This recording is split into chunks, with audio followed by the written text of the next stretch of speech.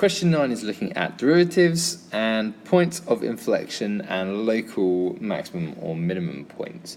Part A asks us to find the second derivative of the function we're given initially. So this should be fairly straightforward. To find the second derivative, we just need to take the derivative of the first derivative. So we are going to get that second derivative is equal to 6x minus 2k. For part B, we're told the graph of f has a point of inflection where x equals 1, and we're told to show that k equals 3 from that information. So the key thing to recognize is that if we have a point of inflection, the second derivative will equal 0.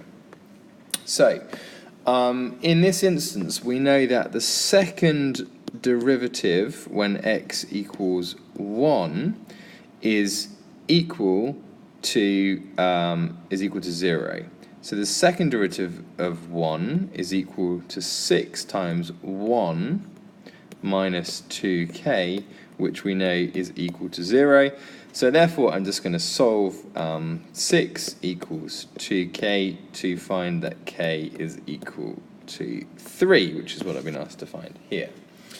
In part C, then, find the derivative of negative 2. So we can now take our expression for the derivative. So f dash x is going to equal 3x squared. I'm going to substitute in here for k. So I've said that k is 3. So if I substitute into there, I'm going to get negative 6x minus 9. So that's the general expression for the derivative. I'm now going to substitute in for 2 to find the derivative of 2. So negative 2, sorry. So 3 times negative 2 squared minus 6 times negative 2 minus 9 is going to give me 12 plus 12 minus 9, which is going to give me 15. In part D, we're asked to find the equation of the tangent to the curve at the point negative 2, 1, giving your answer in the form y equals ax plus b. So here we're going to use the formula y minus y1 equals mx minus x1 and just substitute in.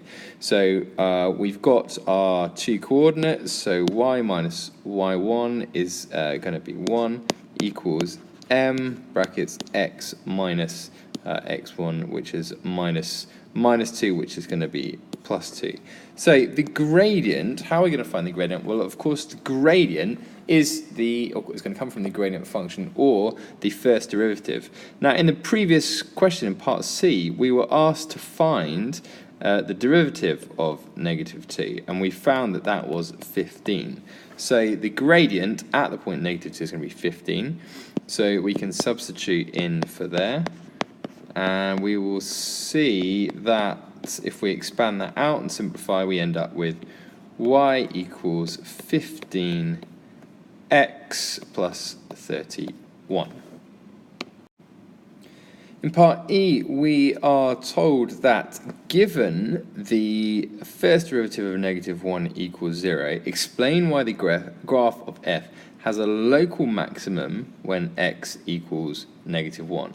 So you'll probably remember there are, in fact, two ways that we can do this. So the first is using the first derivative. So if we plot on here, so if we've got negative 1 here, and then here we're looking at the first derivative. So at negative 1, the first derivative is 0. So remember that to have a local maximum, we need to have a gradient which is positive, then at the specific point is 0, and then on the other side would decrease. So the gradient goes from positive to negative. So therefore, I'd need to look at a couple of places either side. So for instance, negative 2 and 0. And you can see straight away up here that f of 0 would give me the derivative of negative 9. And if I substitute in -2, I know from this earlier answer in part C that that's going to give me 15. So I've shown here that the gradient changes from positive to negative and confirmed that that is a local maximum. However, with some more complicated functions, that can get a little bit complicated. So the easier way of doing it is using the second derivative test. So if I find f dash dash of -1, and remember from earlier on, we can see that the general second derivative is 6x minus x. So if I substitute in -1, I get 6 times -1 minus 6, which is going to give me -12. And I can show that since the second derivative is less than 0, we can show that that is a maximum. The second derivative is related to the concavity, and what we're essentially showing here is that it is concave down. That's to say the rate of change of the gradient is decreasing. So we've got a situation like this, which means that we are looking at a maximum point.